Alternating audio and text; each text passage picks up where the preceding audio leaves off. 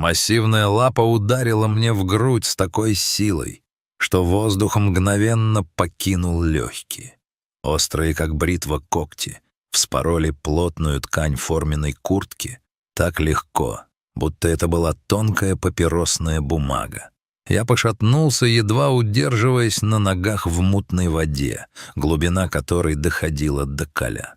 Скользкое и листое дно реки Карнали не давало опоры. Прямо передо мной возвышался 500-фунтовый совершенный хищник. Вода стекала с его оранжево-черной шкуры, а янтарные глаза, светящиеся первобытной яростью и страхом, впились в мои. Последние 15 минут я провел, вырывая этого тигра из лап смерти, и теперь казалось, что моей наградой станет честь превратиться в его последний обет. Меня зовут сержант Радж Кумар. За 12 лет службы в специальном отряде по охране дикой природы в Северной Индии я привык считать, что видел все. Я вытаскивал слонят из оросительных канав, усыплял и перевозил агрессивных леопардов, зашедших в деревни, и однажды 3 суток выслеживал раненого носорога в непроходимых джунглях. Но ни один случай из моей практики не мог подготовить меня к тому утру, когда обычный патруль превратился в самую невероятную встречу в моей жизни. Был ранний май, предвестник сезона муссонов. Проливные дожди превратили обычно спокойную Карнали в бурлящий коричневый поток.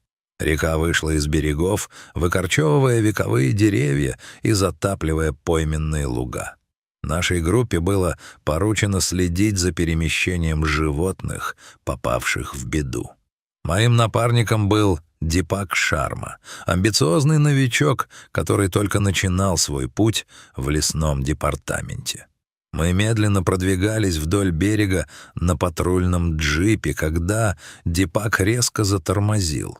«Сэр, посмотрите туда», — он указал пальцем в сторону центра реки.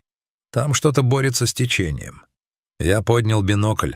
Сначала я подумал, что это бревно или, возможно, олень, которого уносит поток. Но когда камера сфокусировалась, кровь застыла в моих жилах. Характерный полосатый узор взрослого бенгальского тигра то и дело мелькал между гребнями мутных волн. Животное сражалось отчаянно, но его правая передняя лапа была словно прикована к чему-то тяжелому. Огромная ветка дерева, запутавшаяся в брошенных рыболовных сетях, превратилась в смертельный якорь. «Нужно вызывать ветеринаров с транквилизаторами», — голос Дипака дрожал. «Это протокол для хищников класса А». Я понимал, что он прав. Но я также видел, как голова тигра все чаще уходит под воду. Ближайшая станция находилась в часе езды. У зверя не было этого часа. У него оставалось не более 10 минут жизни. «Нет времени, Дипак». Я уже сбрасывал тяжелые ботинки и пояс с оборудованием. «Передай по рации в штаб. Чрезвычайная ситуация. Код 3. Взрослый тигр тонет в 2 километрах к востоку от 6-го поста. Запрашиваю немедленную поддержку, но иду в воду сам. Это самоубийство, сэр. Даже если вы доплывете, он разорвет вас в клочья от страха». Я не слушал. Схватив спасательную веревку и зажав в зубах нож, я бросился в реку. Вода была ледяной и пахла сырой землей и разложением. Течение мгновенно подхватило меня, пытаясь увлечь на глубину. Я плыл по диагонали, стараясь выйти на позицию чуть выше тигра. Каждый грибок был битвой. Мимо проносились ветки, больно бьющие по телу, а гул воды заглушал все остальные звуки мира. Когда я приблизился к тигру, я увидел его глаза. В них не было мольбы о помощи, только дикая первобытная ненависть к существу, которая нарушила границы его предсмертного пространства. Тигр был огромен, лет 8-9, в самом расцвете сил. Я нырнул прямо под него. В мутной взвеси я разглядел кошмар из нейлоновых нитей, опутавших лапу и зацепившихся за сук утопленного дерева. Работая на ощупь, я начал резать сеть. Первый удар ножом, и тигр рванулся, задев меня свободной лапой. 4 огненные полосы на плече окрасили воду в красный. Боль была острой, но адреналин заглушил ее. Я нырнул снова. 2-я попытка. 3-я. И вот, наконец, сопротивление исчезло. Тигр был на грани обморока. Его движения стали веями, он перестал бороться. Понимая, что он просто пойдет ко дну, я сделал то, что запрещено любым учебником. Я подплыл к нему сзади, схватил за густую шерсть на загривке и используя силу течения, начал направлять нас к песчаной косе, которая виднелась ниже по реке. Его голова лежала почти на моем плече. Я чувствовал его горячее дыхание и запах мокрой шерсти. 1 щелчок челюстей, и моя жизнь закончится. Но тигр замер. В этот момент мы были не охотником и добычей, а 2 душами, терпящими крушение в безжалостном океане. Мы выбрались на отмель, временный островок посреди бушующей стихии. Тигр вытащил свое массивное тело на песок и рухнул, тяжело дыша. Остатки сетей все еще впивались в его лапу, причиняя боль. Я сидел в 5 метрах от него, тяжело хватая ртом воздух.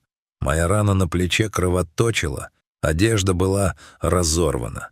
Дипак кричал что-то с берега, но между нами было 50 метров ревущей воды. Я понимал, мы заперты здесь вдвоем. Тигр поднял голову. Его взгляд стал осмысленным. Он начал вылизывать раненую лапу, но нейлоновые нити мешали ему. Он рычал от боли, и этот звук заставлял вибрировать мои внутренности. Это был звук предупреждения. «Я помогу тебе», — прошептал я. Это было безумие — разговаривать с диким зверем. Но я начал медленно, по сантиметру, приближаться к нему на корточках, делая себя визуально меньше и менее угрожающим. Мой голос звучал монотонно и мягко. Хищник замер. Его уши были направлены вперед, а хвост медленно мерил песок. Это не была поза атаки, скорее напряженное ожидание. Когда я оказался на расстоянии вытянутой руки, тигр издал странный звук. Короткий выдох. Паф. В языке тигров это означает отсутствие агрессии. С замиранием сердца я протянул руку с ножом и начал срезать остатки нитей. Его мышцы под кожей были твердыми, как камень. Одно неверное движение — и все. Но когда последняя нить упала на песок, тигр просто глубоко вздохнул и закрыл глаза. Через 40 минут к отмели подошла моторная лодка.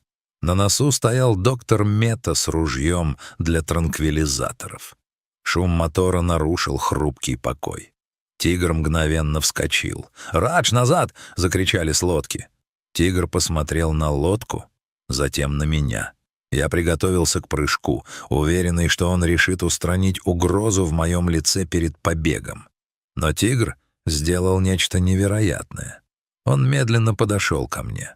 Расстояние сократилось до 0. И в этот момент он наклонил голову и на пару секунд прижался своим лбом к моей ладони, которую я инстинктивно выставил вперед. Это было мимолетное теплое прикосновение, полное какой-то древней, внеземной благодарности. Затем он развернулся и мощным прыжком ушел в воду, переплывая остаток реки в сторону густых джунглей. Когда он выбрался на тот берег, он на мгновение обернулся, его оранжевая шкура вспыхнула на солнце, и он исчез. В официальном отчете директор Верма написал, что операция прошла успешно благодаря решительным действиям сотрудника. Мои слова о благодарности тигра он назвал галлюцинациями на фоне гипотермии и шока. Радж, животные не чувствуют благодарности. Это всего лишь биологические машины, говорил он мне позже в офисе. Но я знал правду. Спустя месяц, патрулируя тот же сектор, я почувствовал на себе взгляд. Из зарослей бамбука за мной наблюдал тигр. Это был он, БТ-27, мой тотана, утопленник. Он не зарычал, не принял позу охотника, он просто стоял и смотрел. А затем, прежде чем уйти в тень, он едва заметно наклонил голову, точно так же, как тогда на песке. С тех пор мы встречались еще несколько раз. Ученые говорят, что это эффект привыкания, что он просто запомнил мой запах как безопасный. Но каждый раз, когда я вижу золотистый блеск его глаз в джунглях, я чувствую ту невидимую нить, которая связала нас в мутной воде Карнали. Мы живем в мире, где человек и природа разделены пропастью. Но иногда, в моменты смертельной опасности, эта пропасть исчезает, оставляя место для чего-то более глубокого, чем инстинкты. История о тигре, который поблагодарил человека, стала легендой нашего департамента. И хотя в документах он числится просто как номер в базе данных, для меня он — вечное напоминание о том, что даже у самого грозного хищника есть сердце, способное на признательность, которую не опишет ни один научный труд.